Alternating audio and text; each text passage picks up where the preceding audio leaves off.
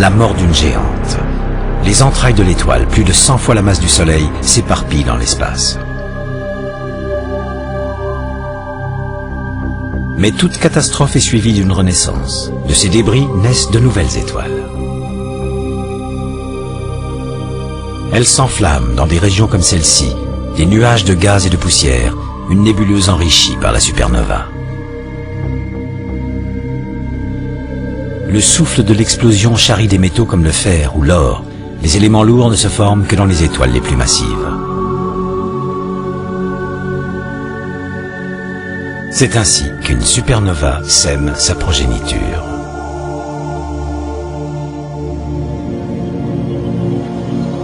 Lors de cette naissance, un nuage de débris s'effondre sous la pression de sa propre gravité. Il forme un disque. Au centre, une étoile commence à briller. Autour d'elle, des anneaux apparaissent, anneaux qui se transforment en planètes.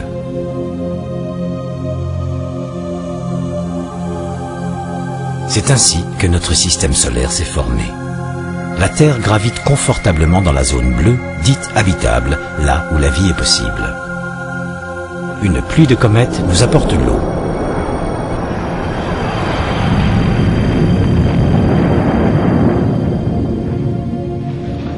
Les éclairs sont peut-être un catalyseur pour la vie. Au début, notre atmosphère est chargée de dioxyde de carbone.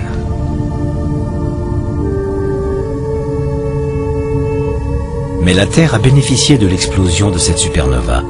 Elle s'est enrichie en phosphore et en sulfure, éléments essentiels à la vie des cellules. Tandis que ces cellules prennent une forme de vie plus évoluée, la végétation enrichit l'air en oxygène.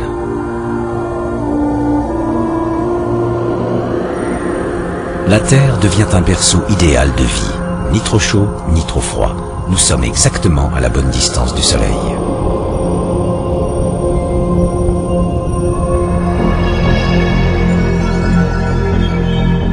On ne peut pas en dire autant de la planète Mars. C'est un désert glacé et aride où même les jours les plus chauds, les températures dépassent à peine le zéro.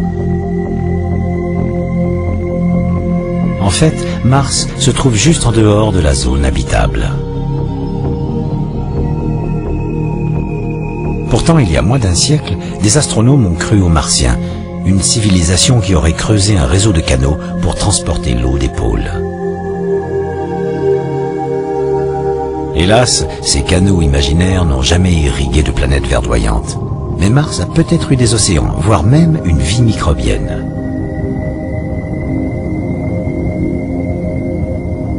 On pense que les océans ont disparu parce que Mars était trop petite.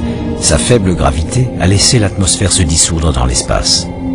Privée de tout effet de serre, la planète rouge a gelé. Aujourd'hui, les calottes polaires sont les seuls vestiges encore visibles, mais beaucoup de scientifiques pensent que de gigantesques réservoirs d'eau se trouveraient encore gelés sous la surface. Et qui sait, des microbes survivent peut-être encore là, ou au moins quelques fossiles.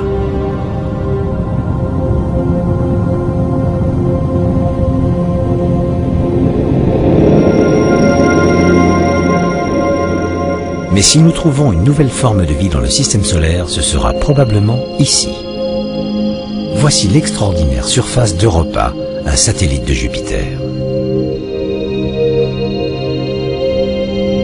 Un peu plus petit que notre Lune, Europa est entièrement recouverte d'eau gelée, une épaisseur qui pourrait atteindre 10 km environ.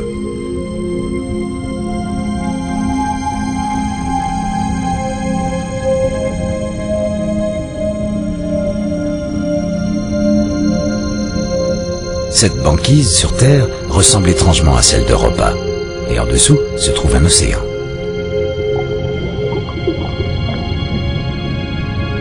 Si le phénomène est le même sur Europa, de vastes mers doivent baigner sous la croûte de glace. Elles pourraient être chaudes, réchauffées par l'activité volcanique. Comme dans les océans sur Terre, des cheminées d'eau chaude pourraient faire émerger une vie primitive, des organismes qui se nourrissent plus d'éléments chimiques que d'énergie solaire. Europa doit être explorée, à l'extérieur comme à l'intérieur.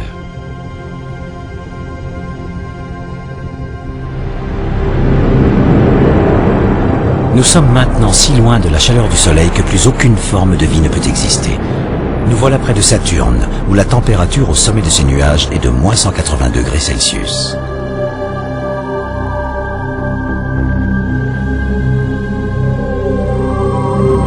Mais la géante gazeuse n'est pas l'objet de notre recherche. Nous nous dirigeons vers le plus gros satellite de Saturne, Titan. Titan est un laboratoire pour l'étude de l'origine de la vie. Avec une température à la surface de moins 200 degrés, c'est un endroit invivable. Mais l'atmosphère nuageuse de Titan a beaucoup d'hydrocarbures. Ils réagissent avec la lumière ultraviolette du Soleil. Les réactions photochimiques produisent des molécules organiques. Ces composés à base de carbone sont les tout premiers stades dans l'évolution d'une forme vivante. Mais il fait trop froid sur Titan pour passer au stade suivant.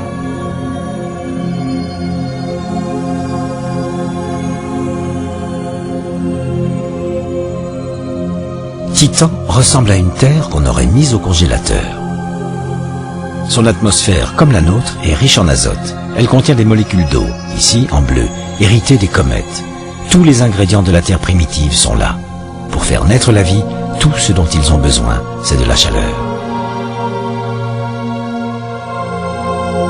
Cette chaleur, ils l'auront dans 5 milliards d'années, quand le Soleil se transformera en une brûlante géante rouge.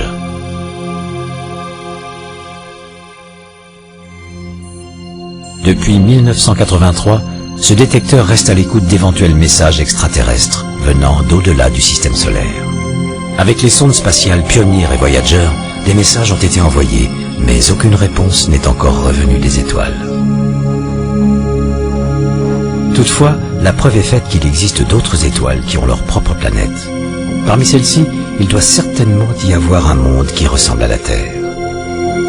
Ces étoiles susceptibles de former des planètes naissent dans des nébuleuses comme celle-ci, des nuages de gaz et de poussière que l'on retrouve au sein de notre galaxie.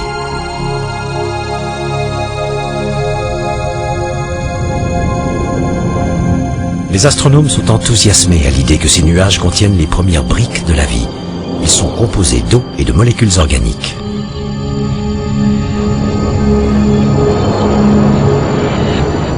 Quand une étoile se forme au cœur d'un nuage qui s'effondre, le disque qui en émerge tourne autour de son centre, débarrassé de ses débris.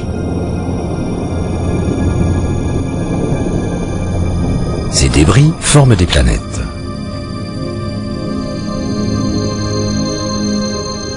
Voici une véritable étoile avec un disque protoplanétaire. Puis une autre, toutes deux photographiées par le télescope spatial Hubble. Cette animation nous montre l'étoile Beta Pictoris.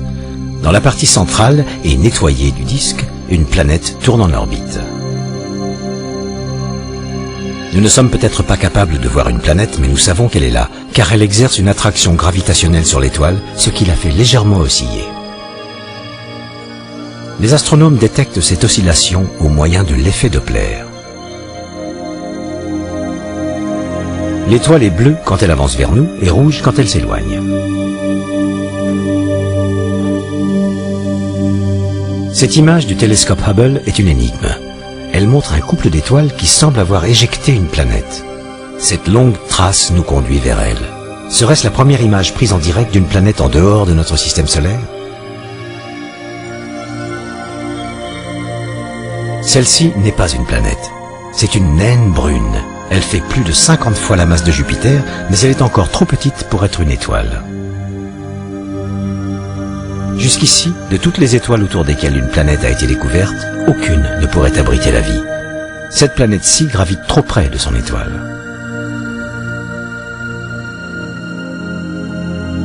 Celle-là a une orbite trop lointaine. Quand nous trouverons enfin une planète comme la Terre, elle nous semblera certainement beaucoup plus étrange que nous ne l'avions imaginé.